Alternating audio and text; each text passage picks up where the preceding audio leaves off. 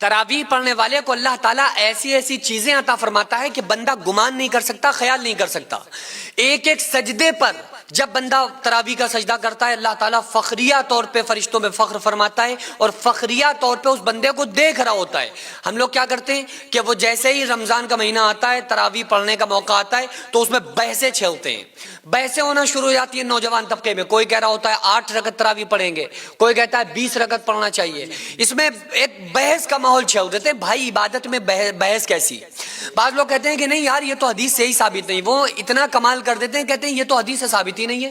کہاں پڑھی رسول اللہ صلی اللہ علیہ وآلہ وسلم نے؟ ابو داؤد کے اندر حدیث موجود ہے، میں اپنی ویڈیو میں اس کو ریکارڈ کروا چکا ہوں، پچھلی سال میں نے ریکارڈ کروائی، اس پہ دلائل دیے ہیں کہ آقا علیہ السلام نے 20 رکعت تراویح پڑھی ہیں۔ معاملہ کیا ہے کہ حضرت عمر رضی اللہ تعالیٰ عنہ کا جب دور آیا تو حضرت عمر نے تراویح میں 3 چیزوں کو زائد کیا۔ آپ نے فرمایا کہ رمضان میں جو تراویح ہوگی وہ پورا مہینہ ہوگی، 30 دن ہوگی اور جماعت کے ساتھ ادا کی جائے گی۔ تیسرا کام حضرت عمر نے کیا کہ اس میں پورا قرآن ایک مکمل کیا جائے گا۔ یہ 3 کام حضرت عمر نے اضافی فرمائے۔ باقی جو تراویح تھی وہ آقا علیہ الصلوۃ والسلام نے پڑھی، لیکن آقا علیہ السلام نے 3 دن کے بعد تراویح پڑھنے نہیں آئے مسجد میں۔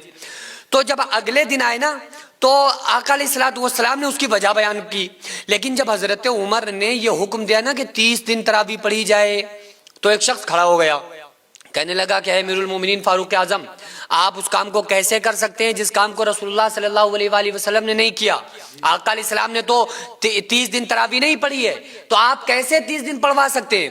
تو حضرت عمر نے کیا فرمایا کہ اے شخص بتا، جب رسول اللہ صلی اللہ علیہ وآلہ وسلم تراویح پڑھنے نہیں آئے تھے تو آقا علیہ السلام نے کیا بتایا تھا؟ اگلے دن آ کے وضاحت کیا دی تھی؟ تو کہنے لگا آقا علیہ السلام نے فرمایا تھا کہ میں اس لیے رات میں تراویح پڑھنے نہیں آیا مسجد کہ مجھے اندیشہ تھا کہ کہیں اللہ تعالیٰ اس نماز کو، تراویح کو میری امت پر فرض نہ کر دے۔ تو حضرت عمر نے فرمایا کہ بس بات ختم ہو گئی، یعنی رسول اللہ صلی اللہ علیہ وآلہ وسلم تراویح پڑھنا چاہتے تھے یا نہیں چاہتے تھے 30 دن؟ کہا بالکل چاہتے تو تھے۔ کہا پھر پڑھی کیوں نہیں؟ کہا اس خدشے کی وجہ سے کہ کہیں فرض نہ ہو جائے۔ تو کہا یہ عمر غلام ہے محمد رسول اللہ صلی اللہ علیہ وآلہ وسلم کا، اگر میں کوڑا لے کے بھی سختی کر دوں گا نا تو اللہ تعالیٰ فرض نہیں کرے گا، کیونکہ جو شارع ہیں وہ رسول اللہ صلی اللہ علیہ وآلہ وسلم کی ذات ہے۔ آقا علیہ السلام کو اس کے ذریعے فرض ہو سکتی تھی، میرے پڑھوانے سے فرض تو نہیں ہوگی۔ تو یہ لیکن انہوں نے فرمایا کہ میں منشاء رسول پر کام کروں گا، جو رسول اللہ کی منشا تھی نا، جو رسول اللہ چاہتے تھے۔ یعنی آپ چاہتے کیا تھے؟ چاہتے تو تھے کہ 30 دن پڑھیں، 30 دن پڑھنا چاہتے تھے، لیکن پڑھی نہیں اس لیے کہ کہیں فرض نہ ہو جائے۔ لیکن حضرت عمر نے فرمایا اگر میں 30 دن پڑھواؤں گا تو فرض ہونے کا کوئی چانس نہیں ہے، کیونکہ میں پڑھواؤں گا تو میں تو امتی ہوں، میں معاذ اللہ نبی تھوڑی ہوں جو میرے اوپر کوئی حکم آئے گا اور فرض کر دی جائے گی۔ تو صحابہ کرام نے منشاء رسول پر کام کیا۔ اچھا جب حضرت عمر فاروق نے اس کام کو کیا نا تو سارے ہی صحابہ متفق ہو گئے۔ مولا علی متفق ہوئے، امام حسن متفق ہوئے، امام حسین متفق ہوئے، سارے تمام صحابہ جتنے بھی تھے وہ تمام صحابہ متفق ہوئے، انہوں نے 20 رکعت تراویح حضرت عمر کے ساتھ پڑھی۔ اچھا اب میں آپ کو ایک اصول بتا دوں، حدیث کا ایک اصول ہے کہ جو اگر کوئی متفق علیہ حدیث ہو، متفق علیہ حدیث سمجھتے ہیں؟ متفق علیہ حدیث کہتے ہیں اس حدیث کو جو حدیث بخاری کے اندر بھی ہو اور مسلم کے اندر بھی ہو۔ ان دونوں حدیث کی بڑی کتابوں میں جو حدیث آ جائے اس کو کیا، کون سی حدیث کہتے ہیں؟ متفق علیہ حدیث، اس کو متفق علیہ کہتے ہیں۔ اب حکم یہ ہے کہ اگر اصول میں بتا رہا ہوں آپ کو، اگر متفق علیہ حدیث کوئی موجود ہو اور اس کے اپوزٹ کوئی عمل تواتر آ جائے، عمل تواتر اس عمل کو کہتے ہیں جو صحابہ کرام سے اب تک اسی طرح سے چلا رہا ہو، اسی طرز پہ تواتر کے ساتھ وہ عمل چلا رہا ہو، بیچ میں رکا نہ ہو، تو وہ تواتر کے ساتھ جو عمل چلا رہا ہو وہ متفق علیہ حدیث سے بھی زیادہ اسٹرانگ مانا جاتا ہے، اس سے بھی زیادہ مضبوط مانا جاتا ہے۔ تو ہمارے پاس عمل تواتر ہے 20 رکعت کا، صحابہ سے لے کر اب تک کے سارے لوگ، جو ائمہ میں اختلاف ہے وہ 20 سے کم پہ نہیں ہے، 20 سے زائد پہ تو ہے۔ امام مالک فرما رہے ہیں بھائی 38 پڑھو، کوئی کہہ رہا ہے 40 پڑھو، تو زیادہ تو بتا رہے ہیں، کم نہیں بتا رہا ہے کوئی بھی۔ اور یہ جو رمضان کا مہینہ ہے اس کو کہا جاتا ہے کہ یہ سیزن ہے عبادت کا، جس طرح سے اور تمام ہر چیز کا سیزن ہوتا ہے نا، شادی کا سیزن چل رہا ہے اور آلو کا سیزن چل رہا ہے، ٹماٹر کا سیزن چل رہا ہے، عبادت کا سیزن کون سا ہے؟ رمضان کا مہینہ۔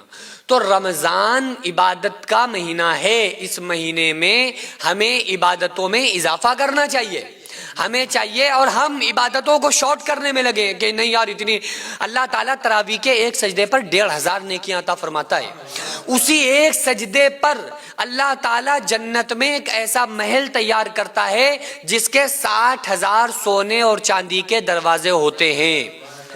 تو اتنے زبردست انعامات سے اللہ تعالیٰ نوازتا ہے۔ اب یہ قسمت ہے کسی کی کہ کوئی 20 پڑھ رہا ہے، کوئی 8 پر بھروسہ کر رہا ہے۔ میں یہ کہہ رہا ہوں کہ جو جتنی جس کی جو مرضی ہے وہ پڑھے، لیکن خدا را بحث نہ کرو۔ رمضان عبادتوں کا مہینہ ہے، بحث میں اس کو مت گواؤ، اس کی نیکیوں کو برباد مت کرو، بلکہ جتنا ہو سکے عبادت کرنی چاہیے، بحث مباحثے سے بچنا چاہیے۔ وہ بچے جو بھوک سے بلبلا کے سو جایا کرتے تھے، وہ مائیں جو اپنے بچوں کو جھوٹا دلاسا دے کر سلا دیا کرتی تھی، آج ایسے 100 سے زیادہ ایسے گھر ہیں جن کو ہر مہینے ہماری سوسائٹی راشن دیتی ہے، وہ بچے آرام سے کھانے کھاتے ہیں اور آپ تمام لوگوں کو دعاؤں سے نوازتے ہیں۔ 100 سے زیادہ گھروں میں راشن دینا، ان کی دوا علاج کا خیال رکھنا، ان کی سردیوں میں کپڑوں اور لحاف کا اور بستروں کا کمبل کا انتظام کرنا، آپ لوگوں کے تعاون سے ہی غریبوں کے گھر میں راشن پہنچتا ہے۔ وہ بیوہ عورتیں جن کا کوئی سہارا نہیں تھا، وہ یتیم بچے جن کو کوئی پوچھنے والا نہیں تھا، آج الحمدللہ ان کے سروں پر ہاتھ ہے، آج الحمدللہ ان کو کسی بات کی کوئی پریشانی نہیں ہے۔ یہ صرف پاسبل ہوا ہے آپ لوگوں کے تعاون سے۔ میں رب کعبہ کی قسم کھا کے آپ کو بتاتا ہوں کہ میں تقریباً اپنی پرسنل اور ذاتی کمائی کا 90% حصہ میں خود اپنی سوسائٹی میں دے دیتا ہوں۔ یہ ہمارا آپ کو بتانا یہ کوئی بڑائی مارنا نہیں ہے، بلکہ آپ لوگوں کو اپنے ساتھ جوڑ کر کام کرنا ہے۔ آپ لوگوں سے بڑی عاجزانہ درخواست ہے، اپیل ہے کہ آپ لوگ ہمارے ساتھ مل کر زیادہ سے زیادہ تعاون کریں، اور ہم یہ ارادہ کریں، ہم یہ عہد کریں کہ غریب کے بچوں کو انشاءاللہ بھوکا نہیں سونے دیں گے، اور اس کا اجر اللہ تعالیٰ ہمیں دنیا میں، ہمارے مرنے کے بعد قبر میں، اور ہمیں آخرت میں ضرور عطا فرمائے گا۔ اگر آپ چاہیں تو اپنے مرحومین کے نام سے بھی ایصال ثواب کے طور پہ دے سکتے ہیں، اور آپ کا دیا ہوا ایک ایک روپیہ صحیح جگہ پر پہنچتا ہے، مستحقین تک پہنچتا ہے، اور انشاءاللہ ان تمام مستحقین کی دعائیں آپ تمام لوگوں کو کامیاب کر دیں گی۔ تو کیوں نہ ہماری کمائیوں کا کچھ حصہ جو اللہ کے لیے خرچ ہو جائے، تاکہ یہ دنیا اور آخرت میں ہمیں کامیاب بنا دے۔ تو اسکرین پر جو آغازیہ ویلفیئر سوسائٹی کا اسکینر اور اکاؤنٹ نمبر نظر آ رہا ہے، اس کے ذریعے سے آپ لوگ زیادہ سے زیادہ تعاون ضرور